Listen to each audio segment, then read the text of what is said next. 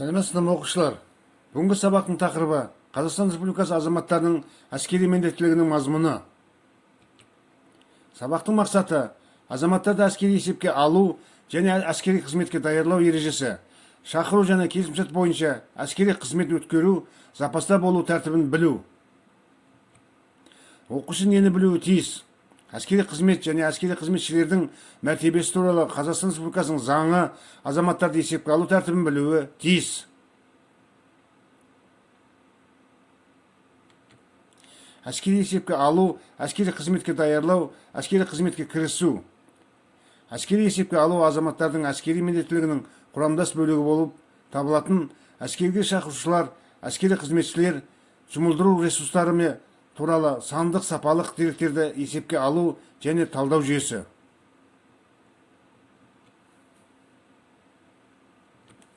Азаматтарды әскери қызметке шақыру. Азаматтар әскери міндеттілік негізінде қарулы күштерді, басқа да әскерлер мен әскери құрылымдарды жеке құраммен жасақтауға бағытталған мемлекеттік органдар жүргізетін іс-шаралар кешені. Азаматтарды мерзімді әскери қызметке шақыру Қазақстан Республикасы президентінің жарлығы және Қазақстан Республикасы үкіметінің қаулысы негізінде жылына 2 рет өткізіледі. Шақыруды кейінге қалдыруға немесе шақырудан босатылуға құқығы жоқ 18-ден 27 жасқа дейінгі азаматтар жатады.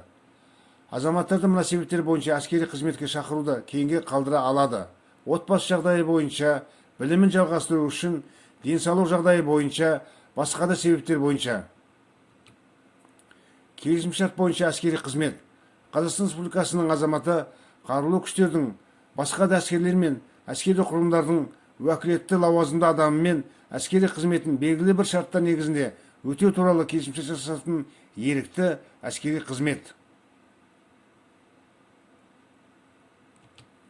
Келесі кезекте бейнероликке назар аударыңдар.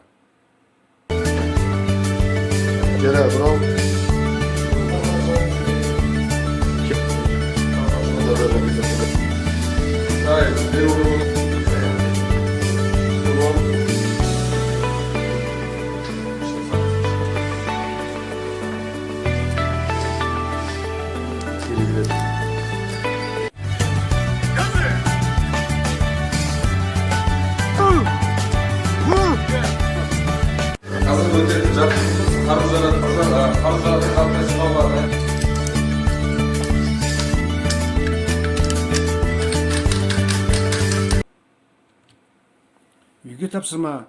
Әскери есепке қатысты азаматтардың міндеттері жаднамасын дайындаңдар. Назарларыңызға рахмет.